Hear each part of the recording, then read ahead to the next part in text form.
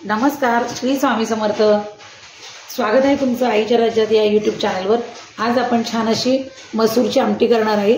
त्याच्यासाठी मी इथं मसूर अशी शिजवून घेतली आहे कुकरमध्ये 1-2 शिट्ट्या करून, आणि आता आपण मसूरच्या आमटीला फोडणी घालणार आहोत। इथे मी कढई तापत ठेवली आहे, त्याच्यामध्ये आपण तेल घालूया।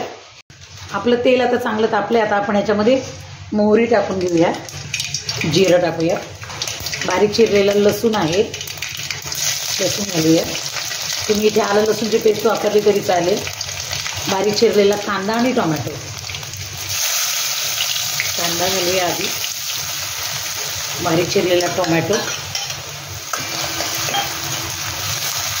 आणि आता ही कढीपत्त्याची पानं ही आधी नाही टाकली कारण जळून जातात आणि त्याचा स्वाद जातो, म्हणून मी ही थोडी उशिरा टाकली।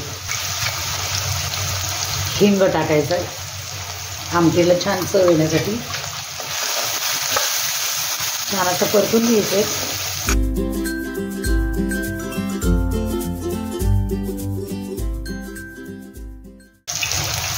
एक पाव चमचा हळद घातली, आणि आता आपण काय करायचंय, या तेलावरच आपण हा मसाला टाकायचा आहे।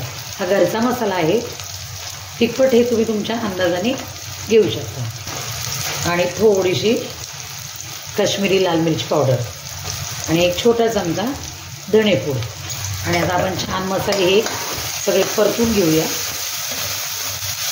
मसाले आपण कोरडे असे परतले की भाजीला कलर पण छान येतो आणि मसाले आपले भाजले पण जातात जरा अशा पद्धतीने।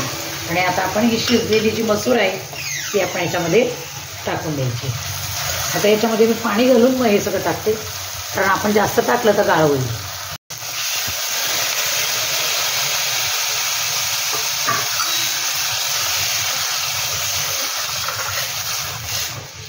आता तुम्हाला आमटी किती पातळ किंवा किती घट्ट हवी त्याप्रमाणे तुम्ही पाण्याचा अंदाज घेऊन प्रमाण वाढवू आणि कमी जास्त करू शकता। आता मला जरा ही थोडी घट्ट वाटते, मी अजून थोडं याच्यामध्ये पाणी घालणार आहे।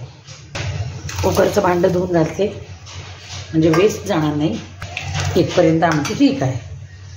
आता आपण याच्यामध्ये मीठ घालून घेऊया। मीठ मी हातानेच घालते, हाताने अंदाज बरोबर येतो। अतिशय सुंदर कलर आला आपल्या आमटीला। गरम गरम भाताबरोबर ही आमटी खूप छान लागते, करायला पण सोपी आणि पटकन होती।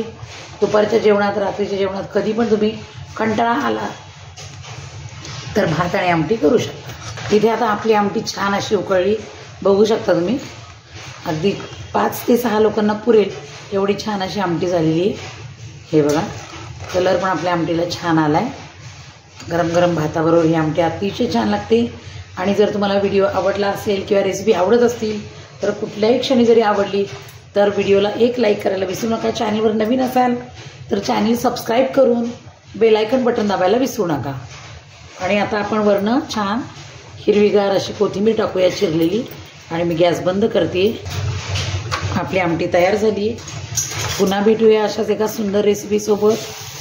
तोपर्यंत काळजी घ्या, छान छान रेसिपी बघत राहा, आणि छान छान रेसिपी बघून तुम्ही सुद्धा ट्राय करत राहा। चला तर मग पुन्हा भेटूया अशाच एका सुंदर रेसिपीसोबत। तोपर्यंत काळजी घ्या। Thank you, bye.